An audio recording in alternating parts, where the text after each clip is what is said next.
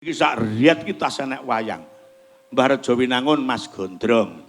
Mbah Ploso Dik Kangko, pas Mas Kangko nek kene awake dhewe ning Sambi Gedhe ya. Heeh. Iki Mbah Ndosari dereng ya. Mbah Ndosari tanggal pira ngono awake dhewe ning endi? Aku mireng Ndosari apa? Mbah Ndosari ndak bolo.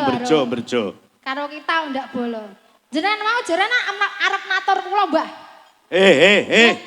Kok matur Mbah Lurah kok matur. Jeneng ajeng dawuh. Matur, Pak, matur pipis kula wae pipis ajeng ditatur. Nyapa dadak ditatur Mbah Lurah Ndosari mbok tak tatur dhewe lho. Ya.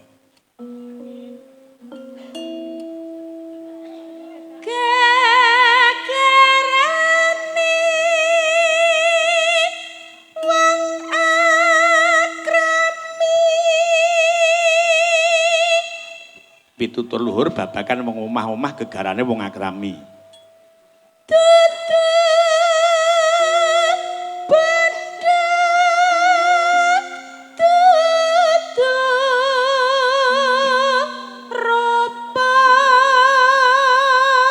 Jadi wong gegarane wong akrami iki pahitane dudu bondo dudu rupa.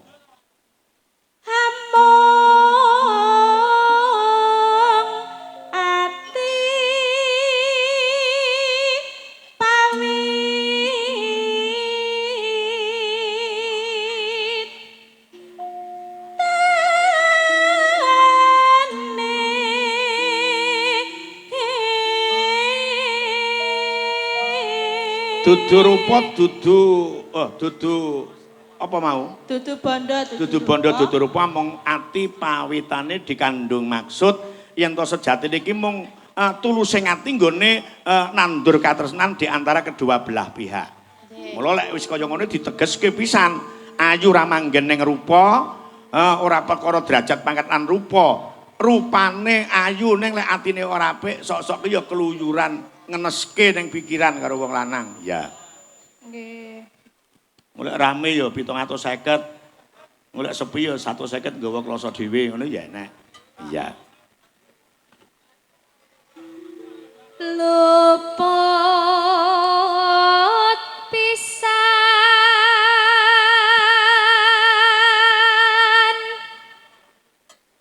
kena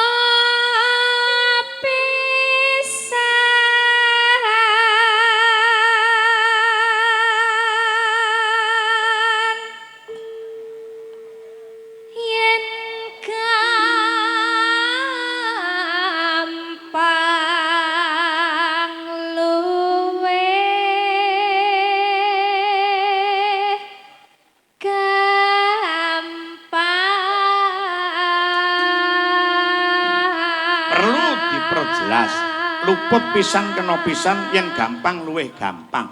Dadi wong rabi iki lek pancen jodhone cethek ya gampang ning lek jodhone jero kala mangsa nganti dadi prawan tuwa. Ning ndak perlu pesimis, Gusti Allah tetep menehi jodoh. Ya. Yen angel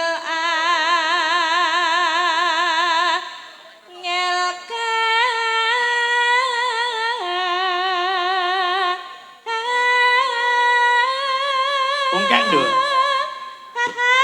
Bagus.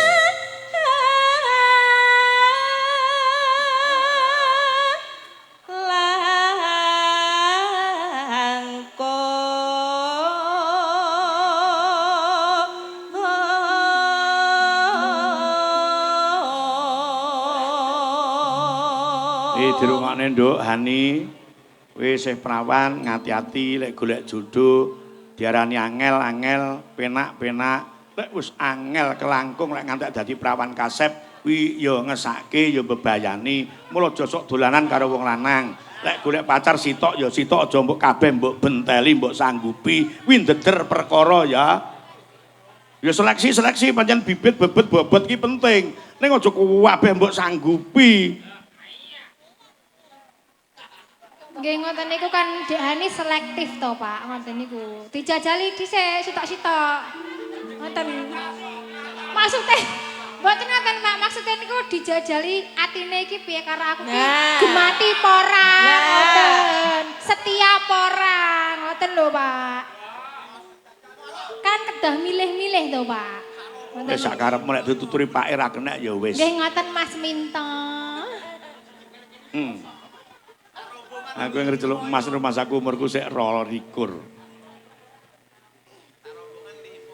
Tan kena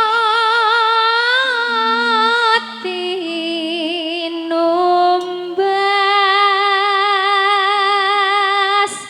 arta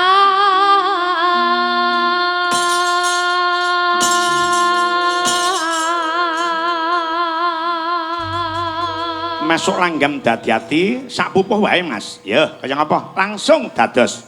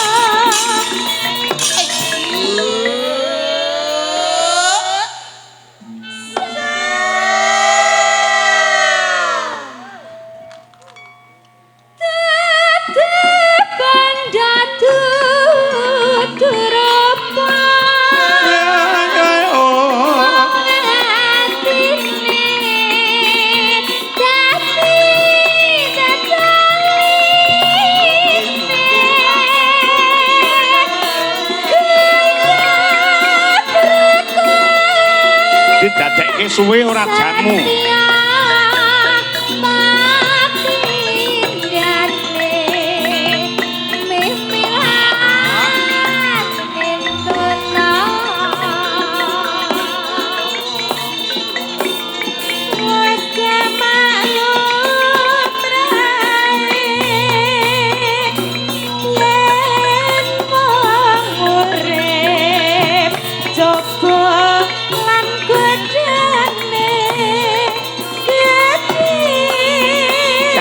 Bapak Santo yang selalu tresno budaya.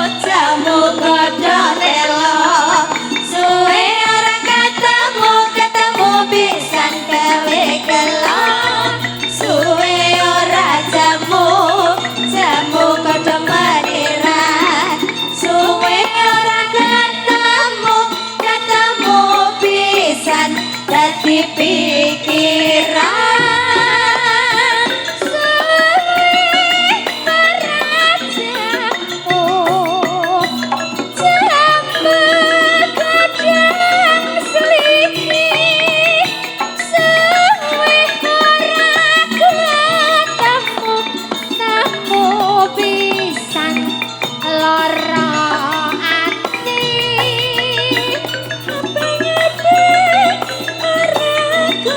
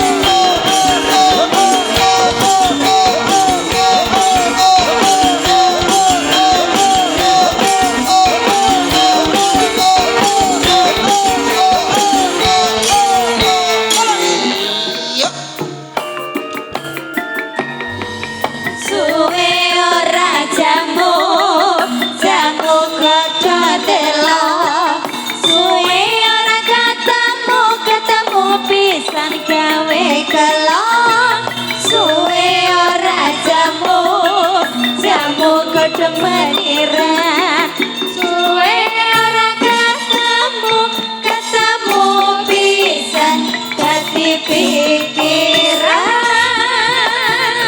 suwe ora jamu gada suiki suwe ora ketemu pisan Lara ati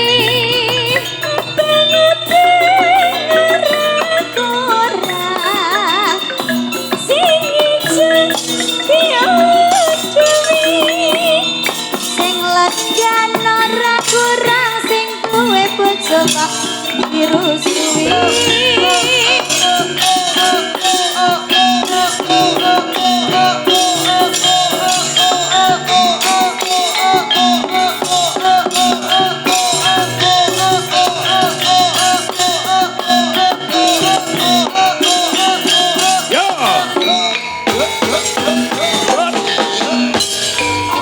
Ireng-ireng motore kanjeng iya mas jangan rene tak setirane iya mas yen seneng aja mong mandeng golek ono ngendi omahe suwe ora jamu iya mas jamu kodong lembayung iya mas suwe ora ketemu maneh karo sekar kadung